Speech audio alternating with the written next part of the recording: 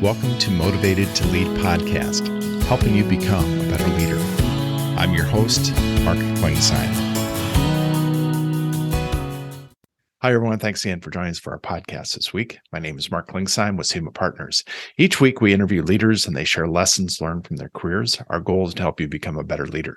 This week, we're happy to have join us Richard Ferrari. Rich is the co-founder of Novo Ventures, which is a VC firm which had over $650 million under management and is one of the premier firms dedicated to medical devices and biotechnology. He has raised over $1 billion for companies and directly influenced and participated in approximately $1.8 billion in acquisition events. He has led companies as a CEO, and he's been a board member and is seen as an expert in his field. He has some great things to share around leadership, and look forward to today's conversation with Rich. Rich, can you give us just a little bit of your story, a little bit of your career history? I'd love to hear kind of how you've gotten to where you are today.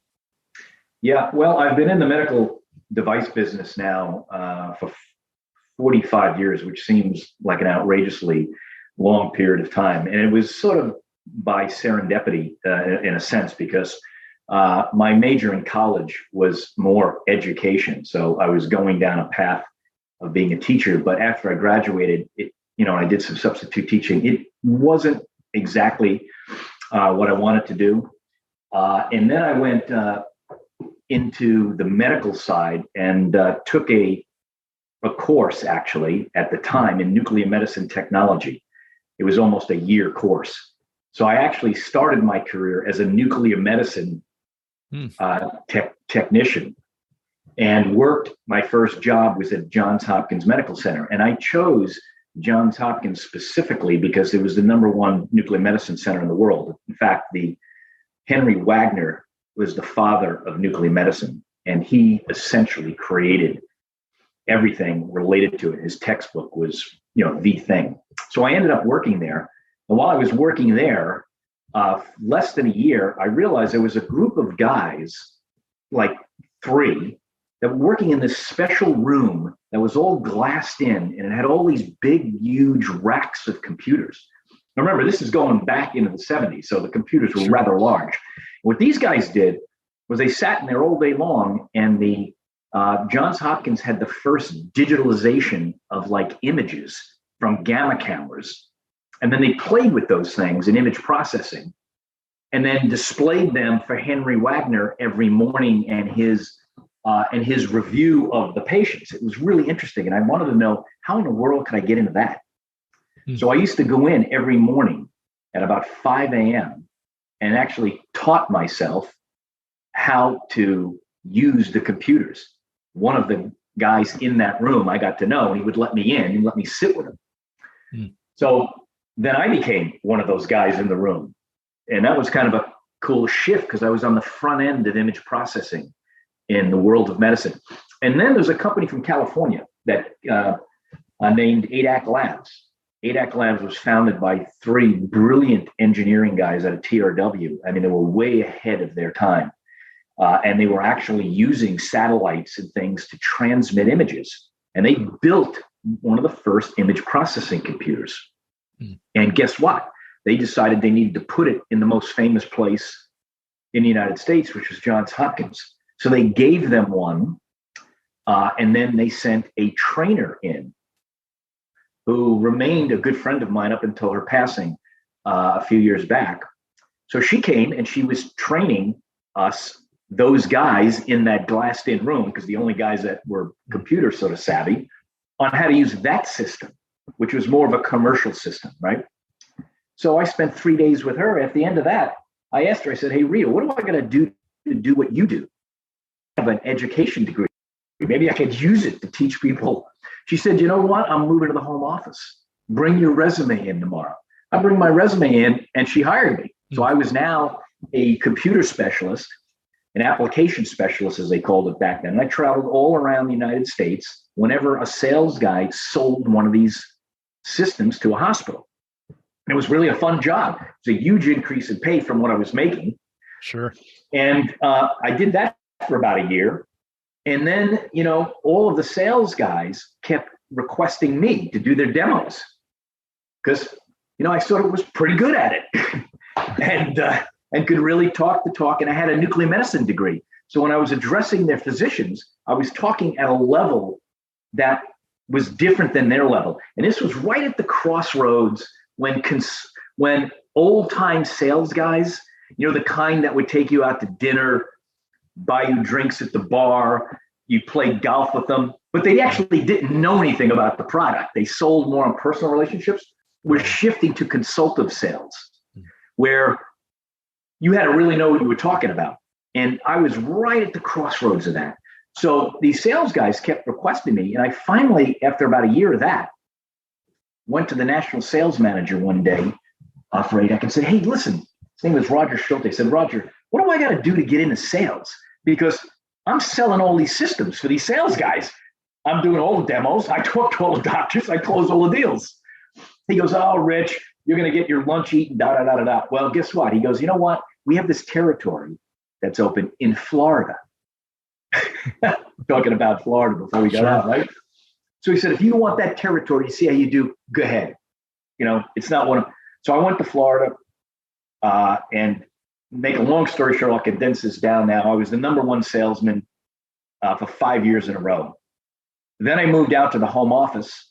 I got my MBA, by the way, while I was in Florida, my master's degree in business, moved out to the home office, and now was running the division of nuclear medicine for ADAC Labs. And that was also a tremendously interesting story because ADAC went public. It wasn't doing very well. And they brought in a turnaround artist from, at the time, Hambrick and Quist, which no longer exists. And they brought this guy in, and he basically called us all out to the home office. Now, I was already at the home office, and he basically said, hey, well, I wasn't yet at the home office. He basically said, hey, we've got 90 days to fix the problems here at the company. We don't fix them, we shut the doors. And that's all he said. He said, I'm looking for 2 people. So I catch him in the hallway. His name was Mr. Prelitz, really gruff guy. I said, hey, Mr. Prelitz, were you serious about looking for 2 people? He said, yes. He said, who are you? I said, my name's Rich Ferrari. I've been the number one sales guy down in Florida. I can fix your problem in nuclear medicine. 20 minutes goes by. This is when they paged you over the loudspeakers and stuff. Said, Rich Ferrari, Mr. Prelitz would like to see you in the president's office. So I go down there and he goes, hey, Ferrari. This is just how he talked. He said, hey, Ferrari.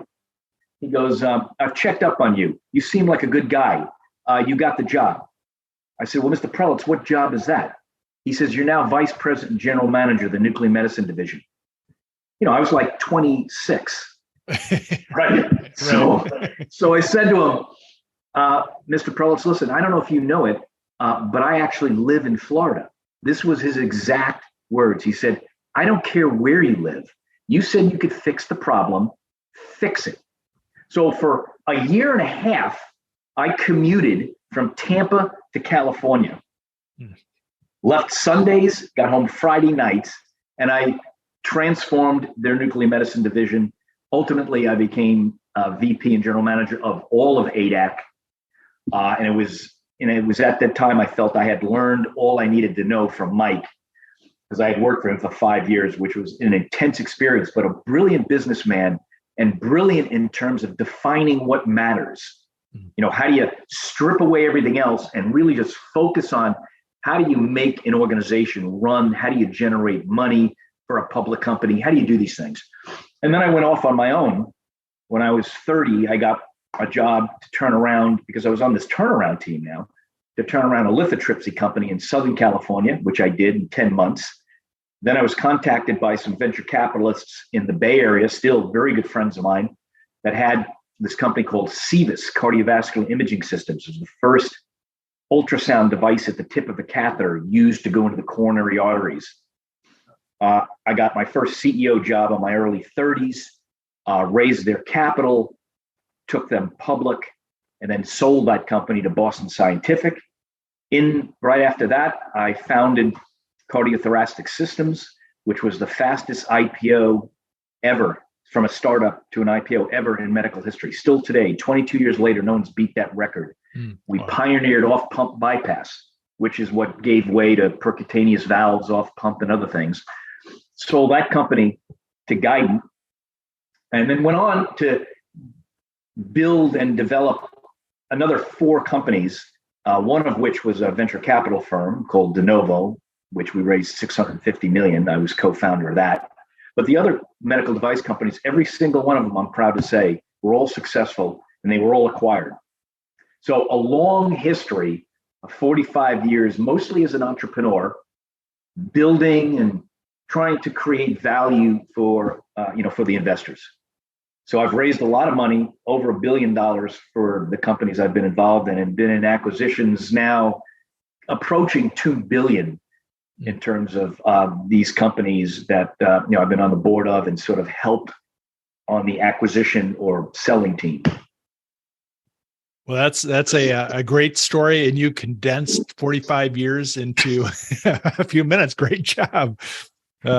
So we talked a little bit. We met recently, and we were talking about just kind of the topics around this. And I like to ask this question to most every guest.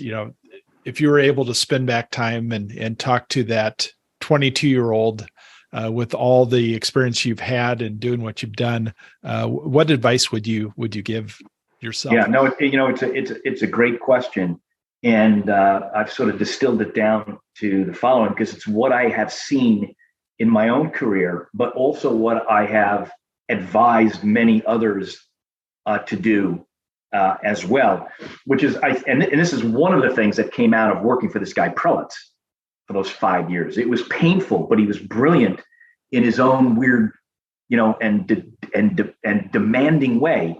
But you have to quickly identify what you're good at. And that's very, very difficult for a lot of people, and I don't know that when I went into, those early days that I told you about going into Hopkins and this, I didn't know what I was good at right off the bat, but I did know I was a good talker. And I was also knew that I could take what seemed to be complex situations and distill them down to sort of simple nuggets. That was always sort of my claim to fame. So what I would encourage anyone starting out is to quickly identify what you're good at. And once you really identify that, then you put yourself into situations where you can further exploit that strength.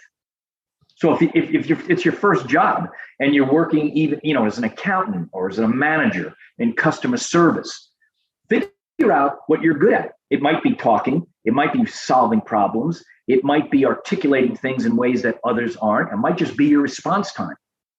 And then try to, over time, put yourself into situations where that strength can be used, where a lot of people go the reverse. They're told, work on your weaknesses. And I always viewed that as not exactly correct. I mean, I knew over time, and I still know today, what my weaknesses are, but I'm actually not very concerned about it, because over time, my strengths have become so overwhelming, it doesn't matter. And I think if you look at pro athletes and other areas, that's what they do. They focus on what they're really good at. And the other stuff, they depend on others. So that's number one. Number two is, if you're on a team, then you really need to function as a team player. Nobody on a team likes someone who is self-gratifying, constantly looking for the limelight. You get the limelight from the fact that you deliver what other people can't deliver, the fact that you deliver excellence each time you're asked to step up. And as a team member, you want to be part of that team. The bosses and the higher ups, they will see that. You don't have to worry about putting yourself out. They will see it. The other thing I would tell you is worry far less about what other people are getting paid. And again, I give you this in my own mind. I never worried about what I was getting paid in any of those positions that I mentioned to you. From the time I started at the nuclear medicine, I mean, to a certain extent, I did. Yeah, I got a salary. Great. When I got the application specialist job, okay, that salary was higher than the other one. When I came into the home office, yeah, when I went into sales, I was the lowest paid guy. But you know what? I didn't care, because I figured that if I perform, and I use athletics a lot, if I perform, I will take care of that. It will take care of itself. If I worry about what other people are making, they're making more than me, I'm disgruntled. If I'm disgruntled, it's going to come out in what I do. So you don't worry about that. What you worry about is your performance and what you can do. And also, this gets to this moment of truth item. Every single interaction you have with anyone in the company and even outside of the company is an opportunity for a moment of truth. You never know what experience or what situation might be an opportunity for you to rise above everybody else. So you have to take each one of them as if that is the moment of truth. And when you think about that, it opens up your mind again to functioning in a zone where you're always performing and doing the very best you can do. And if you have that mindset, I guarantee you everything else will take care of itself. Yeah, great wisdom. And I'm sure that'll be helpful. We've got a lot of listeners that are either in their first time leadership role or first time CEO, and some great thoughts. You've led a lot of teams. You started out as a kind of individual contributor, and then you worked your way up. What would you tell somebody who's maybe leading their first team? What are some things that they need to be aware of, and maybe some blind spots? Yeah, well, this is also an interesting kind of topic, and I see this, I would say, relatively frequently. Is that when you're a first-time leader or a first-time CEO, let's just call it an elevated position. If you haven't figured out really what your strengths are, aren't comfortable in that area, oftentimes, and I'm sure your listeners have seen this, what happens is you try to hire people that you're worried that are smarter than you. So you hire people that are less because you don't want them challenging you because you're not comfortable in your own really position. And that absolutely is a massive mistake when you're building out a team. In fact, it's the opposite of that. You want to hire the absolute very best people you can recruit because they're not looking for your job. You're recruiting them for other positions. And first-time leaders and CEOs often think they need to know everything. They need to be good at everything.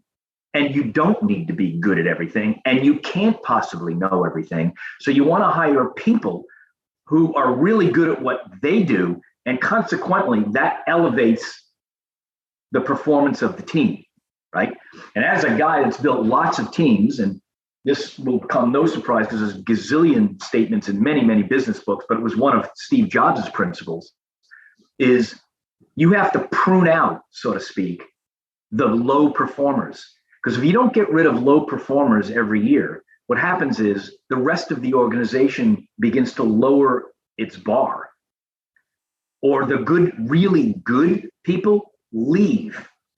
So what happens is your organization becomes more like C players than more like A players. So always hire people who are better than you are across the board.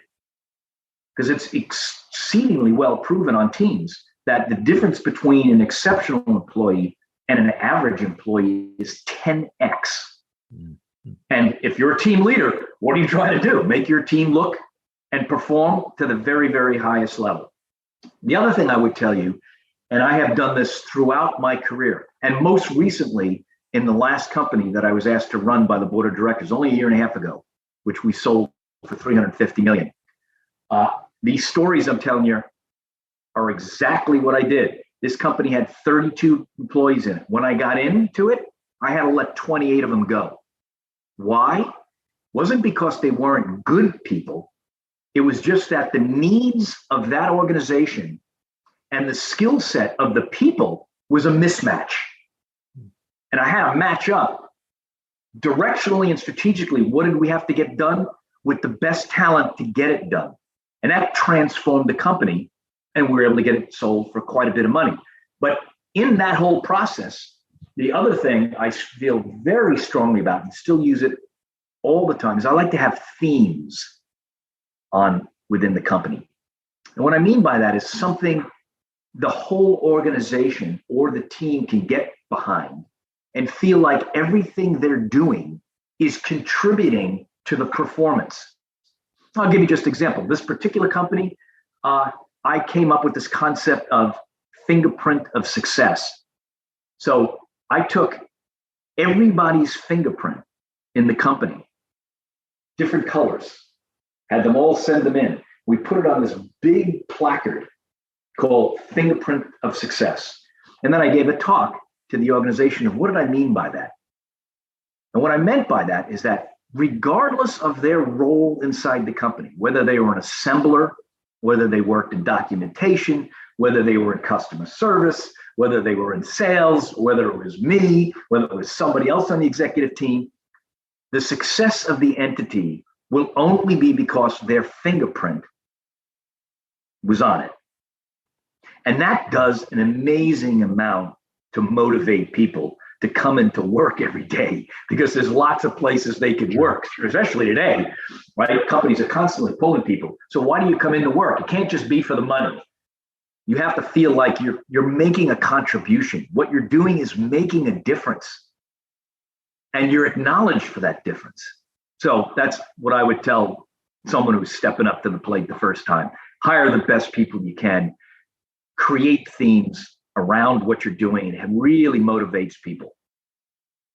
So was there something that you did during your leadership career as a CEO that you maybe did earlier, or as far as in the hiring process, that helped you identify those top players? Was there anything that you specifically did that helped you in that process? Well, whenever possible, I always try, and I still do that today. My preference would be always to hire somebody I may have previously worked with, or someone I know has hired that individual.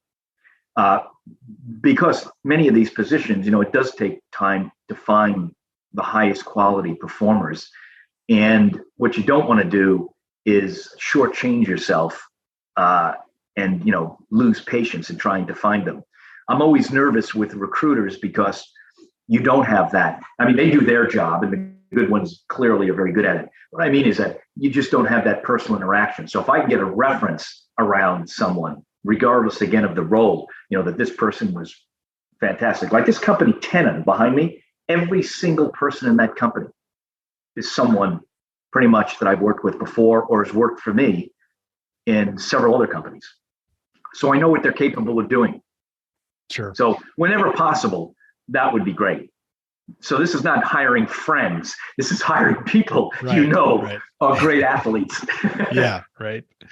So you've sat on boards, a number of boards, and chaired boards. What advice would you give? And you've worked with boards as a CEO. I think that's one of the areas that a lot of new leaders maybe don't have the experience working with a board. What advice would you give somebody kind of in that first time working for or with a board? Yeah, well, again, that's another fabulous question. And I see that whether it's the first time you're working with a board or many times working with a board,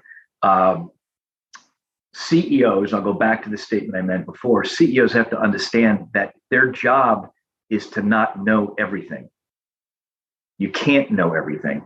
Your job is to hire people that are around you that pick up and spot things that perhaps you may have missed, and where your strengths are, that's where you want to excel. Now, what creates a problem oftentimes is that a first-time CEO wants to feel like he does know it all and doesn't want to let the board down. So therefore, he presents information to the board that is, I would call it, colored with rose-colored glasses. So this gets to this talk I've given many times, which is the value of objectivity. So the number one attribute you have to have is objectivity, transparency, and you need to communicate often, particularly during difficult times. And objectivity is really very, very difficult. Most people don't want to look in the mirror and go, ugh. They gotta kind of want to sweep that away. Or a CEO may see a problem that the company is having, and in his mind, he's convinced himself that, well, by the time the next board meeting comes, we'll probably get it solved. You see, and what happens is oftentimes it isn't solved and you hadn't disclosed it at the time that you should have. Now it becomes an issue because now an astute board member will probably notice that it was a problem and they'll put you under the microscope. Well, when did you know it was a problem? Why didn't you bring it up to the board? This is a serious thing. What are you doing about it? And it starts to unravel the trust that they have in you as the CEO. And when that happens, that's a real problem. Now, the way you avoid that is to always be objective, to not put rose-colored glasses on, to not see the world that way, to see it objectively, and to always be transparent with the board. The board will always be happy to know you have outlined that there's a problem. Doesn't faze them, because the next thing they'll want to know is, okay, understood. What's the plan of action? What are you doing to resolve it? Here's my plan of action. Okay, great. Keep us updated. Now, board meetings are usually 6-8 weeks, depends on the cadence that's set up. So, in an early stage company, things are moving very, very, very rapidly. A good policy, generally speaking, is to try and provide maybe 2-paragraph, maybe 3-paragraph update for the board, maybe monthly, just letting them know, since the last board meeting, I told you there were a number of things that we were working on. Here's a quick snapshot of progress. That really keeps them sort of informed. The other thing that I would tell you to do is that when an issue does come up, and I'll give you a good example of one, you really, depending on the magnitude of it, you have to immediately reach out to each board member, walk them through the problem and what you're thinking, and that'll really reduce, again, the pressures. Now, this is an interesting one. This last company that I mentioned to you that I had sold for $350 million, I was on the Amalfi Coast. I can see this as if it's yesterday. I had taken this little vacation. Well, consequently, I got a call from my VP and GM. We were running a clinical trial. And because we had moved manufacturing from one location to another, a decision was made between the operating group that a couple of these minor sort of tests weren't really required. So we moved the facility, had it, came it back up to speed. However, the FDA said, wait a minute, I want to know about these 2 elements. And we hadn't done it. They shut the trial down. Oh. This is a PMA trial. They shut it down. So, literally, while I'm on the Amalfi Coast, I had the car pull over. I got as much information I could from my GM and my team, and I called every single board member right then and there. I said, listen, I want to alert you to an issue. We're on top of it. I think there's a solution. This is what we believe. However, regardless of that, we're going to be delayed in our trial by about 8 weeks because there's some work we have to do, some tests we have to do, and we just simply can't get them done any faster. So I'm alerting you to the fact that our enrollment rate is going to stall, but we'll get it back and we'll get through this. Now, could you imagine if I hadn't done that and we just went to the next board meeting? Sure. And the first thing a board is going to do when you're in the midst of a clinical trial is go, hey, how's your trial enrollment going? That's kind of a major topic. And you go, well, it was going good right up until this point. What do you mean? They would have just blown the gasket. So that's a real life story. And there's many others that I have like that. You just need to be, again, objective, transparent, and communicate. You do that, boards, you'll never have a problem with a board of directors. Yeah, you've great advice. We've had a lot of that question asked a number of times, and that was definitely something that everybody can use for sure. You're, I'm sure, a learner as far as you're continuing to learn and grow and develop as a leader. What are the books that you put at the top of of others' reading lists that you think would be helpful? Yeah. Well, I'm going to give you a little pictorial to try to put in your mind, because it's another topic that is very near and dear to my heart. If you think about kind of your life and you think of it as a spectrum, let's call it on the left-hand side of that curve is what I would call average mediocrity. And then on the other end of that curve is excellence and exceptional like performance.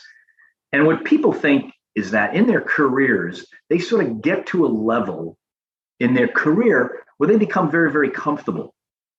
And that's a good place to be.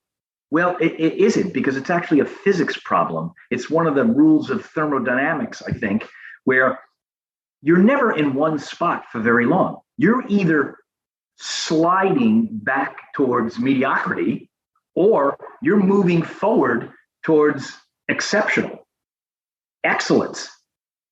It's just the way it is. You don't cut your lawn. The grass doesn't stay where it is. It gets higher, right? So it's going into chaos, so to speak, right? It's really the same thing with your career. So you have to have this mentality of being a continually learning machine, continuous learning, whatever that may be, right? So you do that through learning and relationships, experiences.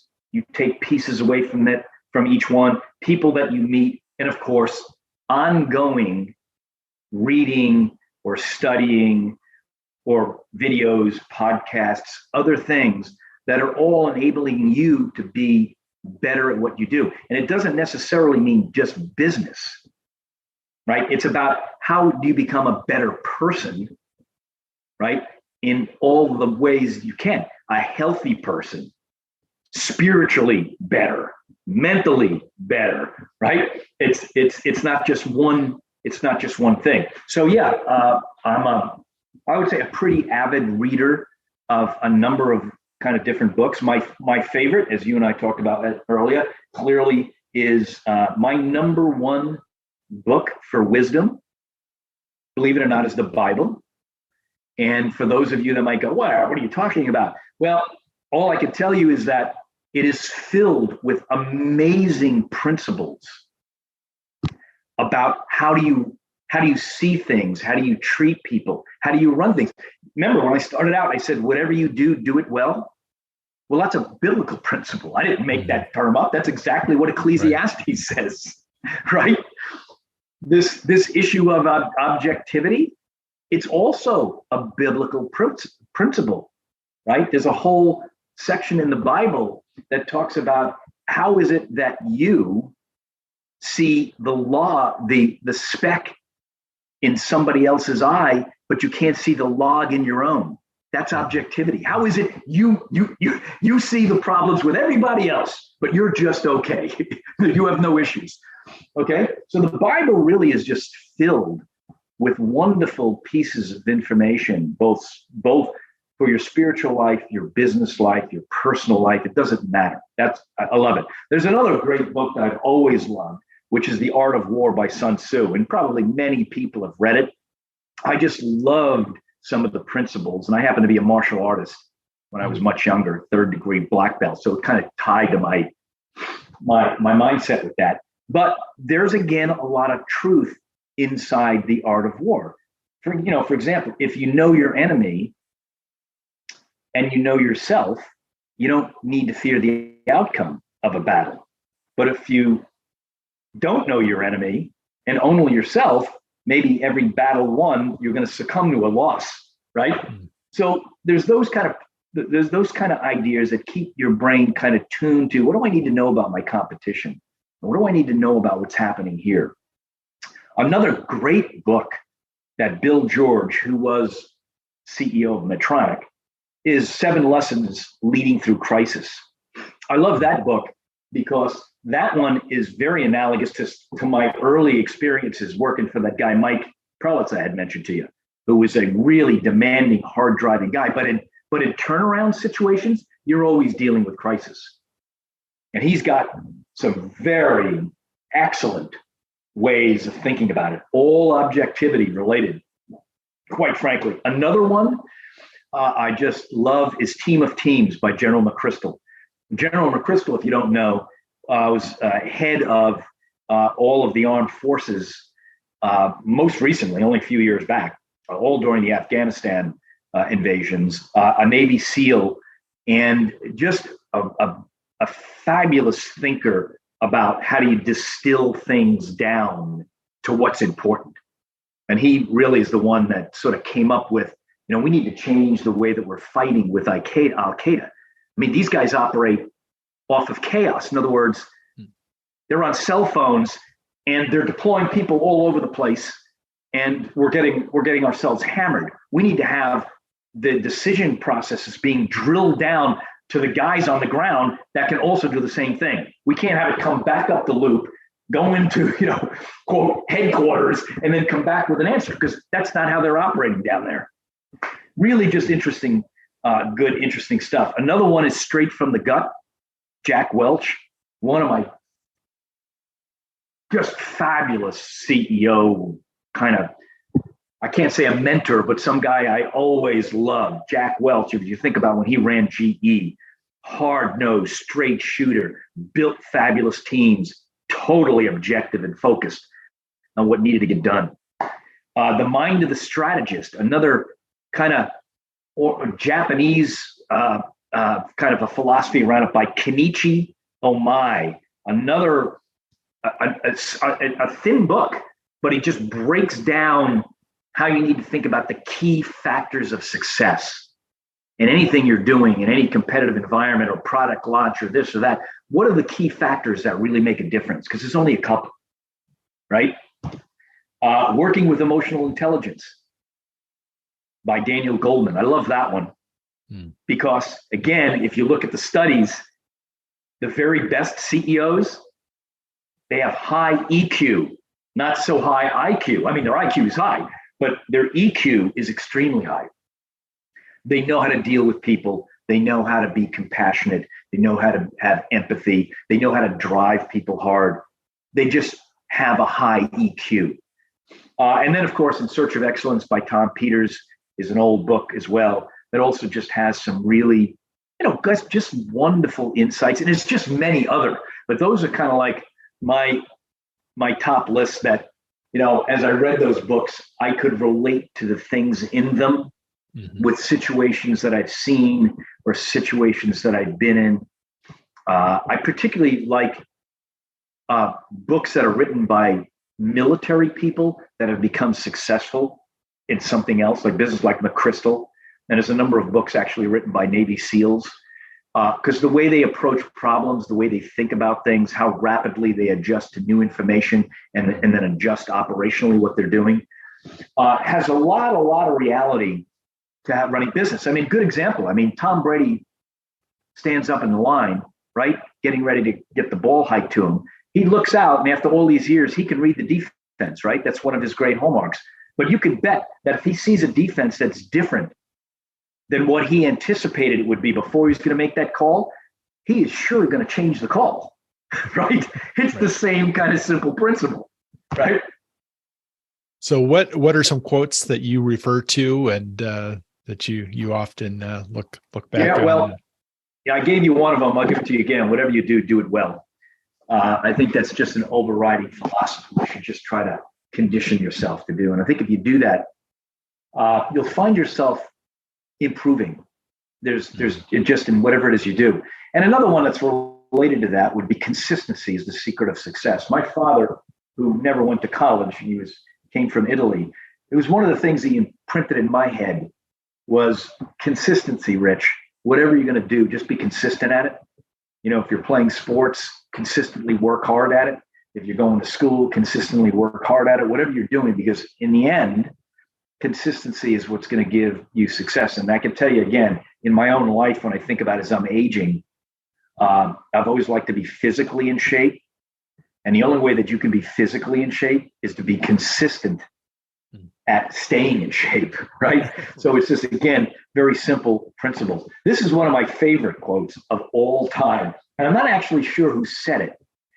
I want to say it was Hemingway, which really seems weird, but I think it just is, which is this: it's not what you don't know that I'm concerned about. It's what you think you know that just ain't so. You ever run across somebody who just seems like they got all the answers, and you're just going, wait a minute, you're impressing me with all this other stuff, but I think it may be coloring a whole lot of other stuff. It's the stuff you don't know that just ain't, you think you know that just ain't so. That's really worrying me about this plan, this activity, this situation. That's great. And another one that I think is, again, back to a kind of a biblical view kind of the world, because I think a lot of people, and I have a whole talk on this called run your race. And what I mean by that is, if you're someone, and there's lots, and I think we all have this tendency to compare ourselves to other people. You compare yourself to, I don't know, your brother or your friend. He has a higher job, a better job. He has a nicer car, a better house. He's got a vacation home. He's got this, he's got that, he's got boats. If you do that, I will tell you with 100% certainty, you are going to be an unhappy and unfulfilled person.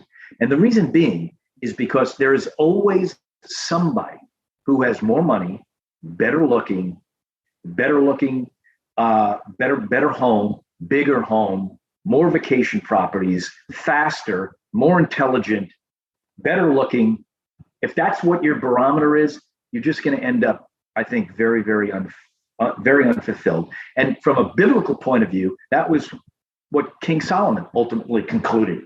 He had everything in the world. He was richer than Elon Musk, right? He had everything, and he indulged actually in everything there was that he could indulge in. And at the end, he said, it's like chasing the wind. Mm-hmm. You can't catch it, right? And it's really true if you just think about what I just said previously. That so one thing to try and get through your heads is, instead of trying to compare yourself to others, because that will be like chasing the wind, right? Compare yourself to who you were yesterday, because that's the only comparison that matters. And I tell you, I'm not just saying this, I do this very often, usually daily, particularly when maybe I feel I didn't approach the problem or that situation on a Zoom call or in a meeting as best I could have. How would I have done it? I could have done it better. Next time I see that, I will do it better. So compare yourself to who you were yesterday, not to who somebody else is. So, Rich, what do you do to recharge when you're not working? You're involved in a lot of different things, but what? Well, you can tell I've sort of touched on this sort of this, and I even use the word balancing, because I don't think it's a balance. I think it's a harmony. So what you need to do, or try to at least strive to do, is your work, your fun, your off time, all of that should kind of be in harmony with one another. Balance is too black and white, meaning that, I've worked really hard, therefore I'm going to play really hard. No, it's got to be like more of an integration into your daily routines, which is, what do you do when you first get up in the morning? Do you try to do some stretching or exercise or yoga or whatever? Then you start your day. Do you take a break in that day, and if you can, and do something else, and do maybe that's another activity for 20 minutes, 30 minutes. So I'm big on this. And of course, maybe it's easy for me to say after being, I'm 69 and 45 years of business, that I can sort of say, I've kind of figured out how to get harmony. That's why I'm here on Maui. I get up in the morning early. If I don't have super early curls, the first thing I'm doing is my conditioning workout, because I know that that's critically important to allow me to go surf. Now, it's not a midlife crisis for me surfing. I grew up on the ocean, so I've been surfing for 55 years. But at 69, I really love going in the water and surfing the Earth's energy. But to do that, I've got to condition myself to do that. So I try to do that in the early hours. Then I come back, and then I have my business part of the day. Then I'll get a break. I may have another exercise activity, right? And then, it's sort of dinner time, and I enjoy the time when I'm home in California, my grandkids and, my wife. And then in the evening, usually to wind down, I do like to read before I go to bed a little bit. Also watch a little TV, but, try to read. So I think you got to work towards this sort of harmony concept. How do you integrate these things in your life so that it's just kind of smooth throughout the day, and not so much running and winding yourself up where you got tons of tension, drinking lots of coffee. It's really, it really isn't going to help you in the long run, because again, think of yourself like a pro athlete. They're training for specific reasons, and they're doing things for specific reasons, and that's to enable them to perform at the very highest level. So sleep is important. Exercise is important. Having an activity that takes you away from that, whatever that is, biking, running, walking, paddle ball, stand up paddling, whatever. Those are all really critical, I think. And fundamentally, again, I think you could tell, I have a strong religious belief that centers me in everything that I do. And I think that is critically important, at least for my life. That's what my North Star is. It kind of keeps me grounded in what it is that I'm doing. Good stuff. So parting advice, what would you say to, you've said a lot of great things, but what I would tell you is, listen, if you're in a work situation in which you're not feeling, quote, fulfilled or rewarded, and I know I've been there, okay, in my earlier years, and you worry about, gee, what am I going to do? I'm stuck in this. Listen, there's another old quote that I didn't give you. The difference between a rut and a grave is only the dirt in your face. You can do anything you put your mind to if you focus on what your strengths are and utilize those strengths. The worst thing of all, and it happens to millions upon millions of people in the United States, is they work in a job that they are unhappy with and unfulfilled, because somehow in their mind, they think that's all they could do. They can't do any better. And that's just false. That's negative thinking getting into. You can do anything you want to do. You can leave that job and find another one, especially today. They're looking to hire all kinds of people, right? You just can't waste your life that way. So I would encourage you that, of all things, find situations and work and environments, friends, people where you are feeling fulfilled in what you're doing. And you will always excel at that. And you don't need to just say, that's all I can do. It's not all you can do. You just got to change your mindset. Well, Rich, this has been a lot of fun. I've enjoyed our conversation. We could have gone on for another hour. I know you've got some great stories that I think we talked about this. You should put it down in a book. You've got a lot of stuff that you definitely can share with those that are kind of that next generation leader. And wish you continued success in all you're doing. And enjoy the rest of the day in Maui. Yep. Thank you, Mark, and thank you, everyone. See ya. Thank you for listening to the Motivated to Lead podcast. Please subscribe on iTunes. You can also see a video version of this interview at motivatedtolead.com. This podcast is brought to you by SEMA Partners, helping you find your next great leader.